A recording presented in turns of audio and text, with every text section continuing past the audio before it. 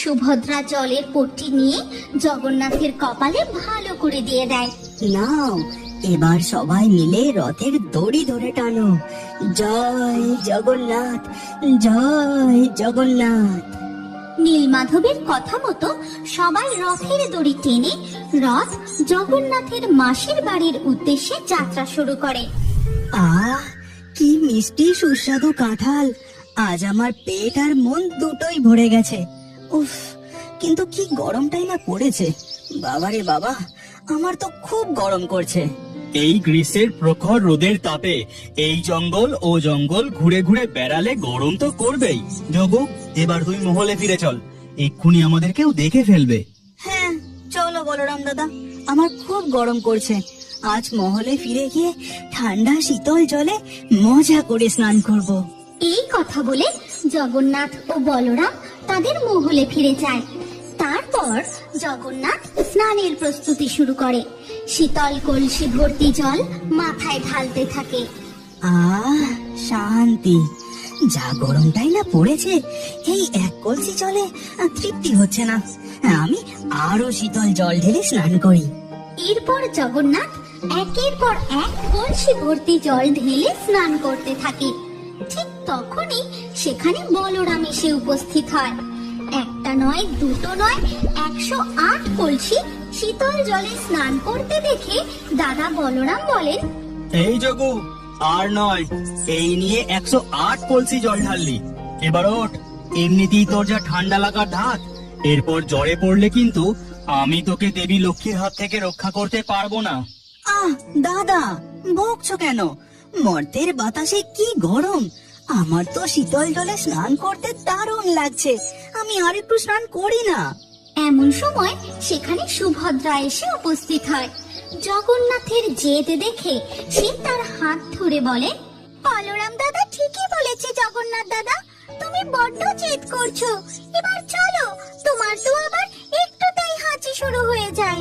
কিচ্ছু হবে না আমার, এই তো শেষ কলসির জলটা শুধু ঢালতে বাকি আছে। আচ্ছা, ব্যাস হলো তো, এবার বোঝো, শীতল জলে স্নান করে তুমি আবার জ্বর সর্দি বাঁধিয়ে বসলে। ওদিকে পুরীর মন্দিরে তখন দেখা যায় এক পুরোহিত ভগবান জগন্নাথের গর্ভগৃহের দরজা বন্ধ করে দিয়েছে। পুরোহিত মশাই, আমরা তো জগন্নাথ দেবের দর্শনই পেলাম না, গর্ভগৃহের দরজা বন্ধ করে দিলেন কেন? দরজাটা খুলুন না। প্রভুর এখন খুব জ্বর, প্রভুর এখন বিশ্রামের প্রয়োজন, তাই 15 দিনের জন্য মন্দিরের দরজা বন্ধ থাকবে। হে প্রভু জগন্নাথ, তুমি হলে জগতের নাথ। তোমার এই জ্বর শুধু জ্বর নয়, যেন মনে হয় এই গোটা জগতের অশুভ শক্তির উত্তাপ তুমি নিজের মধ্যে শোষণ করে নিয়েছো, যাতে তোমার ভক্তরা ভালো থাকে। জয় জগন্নাথ, জয় জগন্নাথ। এই কথা বলে মন্দিরের সামনে থেকে সমস্ত ভক্তরা চলে যায়। এরপর ধীরে ধীরে রাত হয়ে যায়। জগন্নাথ দেবের চিকিৎসার জন্য নীলমাধব হাঁটতে হাঁটতে ভগবানের মন্দিরের দিকে যেতে থাকে। কি জানি বাবা, কাঠের তৈরি ভগবানেরও আবার জ্বর হয় নাকি? আমি ওই ভগবানের মূর্তিকে কি করে সুস্থ করব জানি না। পিতা আমাকে এই পাছনের বাটি আর ঝোলাটা দিয়ে পাঠিয়ে তো দিলেন। এরপর নীলমাধব মন্দিরের গর্ভগৃহে প্রবেশ করতেই ঘটে এক অলৌকিক ঘটনা। সে এসে পৌঁছায় এক মহলে।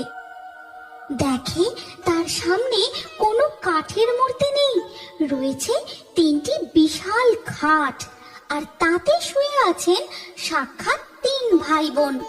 জগন্নাথের গায়ে মোটা চাদর জড়ানো, তিনি জ্বরে কাঁপছেন। এ কি প্রভু, এ আমি কি দেখছি? এ আমার স্বপ্ন নাকি সত্যি দেখছি? বৈদ্যপুত্র নীলমাধবকে আসতে দেখে বলরাম ও সুভদ্রা জগন্নাথের বিছানার পাশে গিয়ে দাঁড়ায়। যোগু, আমি তোকে বারবার বারণ করেছিলাম, আর অত শীতল জলে স্নান করিস না। কে কার কথা শোনে? এখন বোঝ ঠেলা। বলরাম দাদা, আর বকাবকি করো না। দেখো না, জগন্নাথ দাদার মুখটা জ্বরে একেবারে শুকিয়ে গেছে। দাঁড়াও, আমি জলের পট্টিটা আরো একবার কপালে দিয়ে দিই। এই কথা বলে সুভদ্রা জলের পট্টি নিয়ে জগন্নাথের কপালে ভালো করে দিয়ে দেয়। আর জগন্নাথ জ্বরের ঘোরে বলে, আমার মিষ্টি বোন আমাকে কত ভালোবাসে, আর একটু ঠান্ডা জলের পট্টি দে না সুভদ্রা। শুধু জলপট্টি দিলে তোমার জ্বর কমবে না। বৈদ্যপুত্র তোমার জন্য পাচন ঔষধি ও তেল নিয়ে এসেছে। এবার তুমি ঔষধিটা খেয়ে নাও, তাহলে তোমার জ্বর কমে যাবে। আমি ধন্য, আমি ধন্য। সচক্ষে ভগবানের এই লীলা দেখে আমি ধন্য। এই বলে নীলমাধব পাচনের বাটিটা এগিয়ে দেয় সুভদ্রার দিকে। মা বাবা এই 10 মূল পাচন আর জড়িবুটির তেল দিয়ে পাঠিয়েছেন। বলেছেন এই তেল মালিশ করলে আর পাচন খেলে প্রভুর জ্বর সেরে যাবে। নাও, এবার বড় করে হাঁ করো, এই পাচনটা খেয়ে নাও দেখি।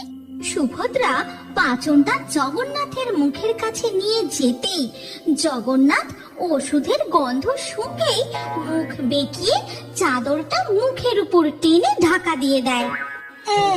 আমি খাবো না, কি বিশ্রী গন্ধ, বড্ড তেতো। আমি বরং জ্বরেই ভুগে নেব, তবু ওই 10 মূল পাচন আমি ছোঁবো না। এই কালু, আবার জেদ? একে নিজের দোষে জ্বরে পড়েছিস, তার উপর আবার ওষুধ খাবি না? নীলমাধব এত কষ্ট করে তোর জন্য ওষুধ নিয়ে এলো যে। দাদার বকুনি শুনে জগন্নাথ চাদরের তলা থেকে মুখ বের করে। না দাদা, আমি তেতো খাবো না, আমাকে বরং একটু মাখন এনে দাও। প্রভু, আপনি যদি এই ওষুধটা না খান তাহলে আপনার জ্বর কমবে কি করে? আর জ্বর না কমলে গুন্ডিচা মাসির বাড়ি যাবেনই বা কি করে? গুন্ডিচা মাসির বাড়ি কথাটা শুনতেই জগন্নাথের কান খাড়া হয়ে যায়।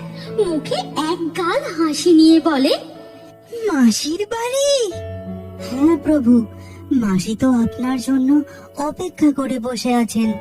আপনি সুস্থ হলেই আপনার বিশাল নন্দীঘোষ রথে চড়ে আপনি, বড় ঠাকুর আর মা সুভদ্রা মিলে মাসির বাড়ি যাবেন। ঠিক বলেছ নীলমাধব।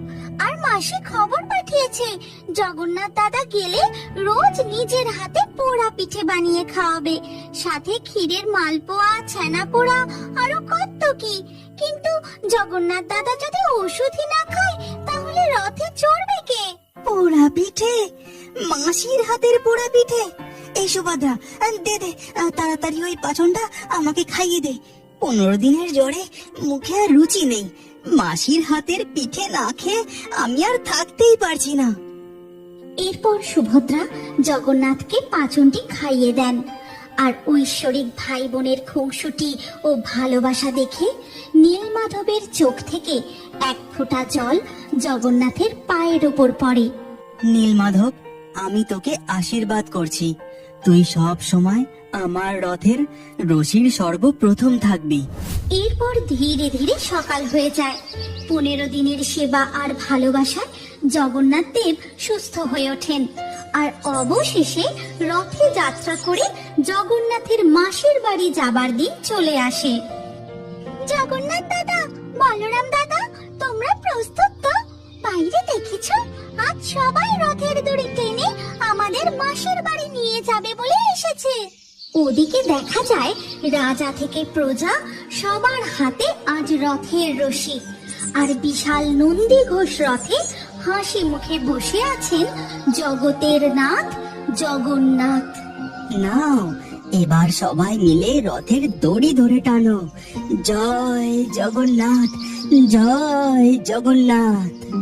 নীলমাধবের কথা মতো সবাই রথের দড়ি টেনে রথ জগন্নাথের মাসির বাড়ির উদ্দেশ্যে যাত্রা শুরু করে। আর তখন মহলে দেখা যায়, স্বামী, আমি আপনাকে ছাড়া কি করে থাকবো? আপনি কথা দিন যে আপনি শীঘ্রই ফিরে আসবেন।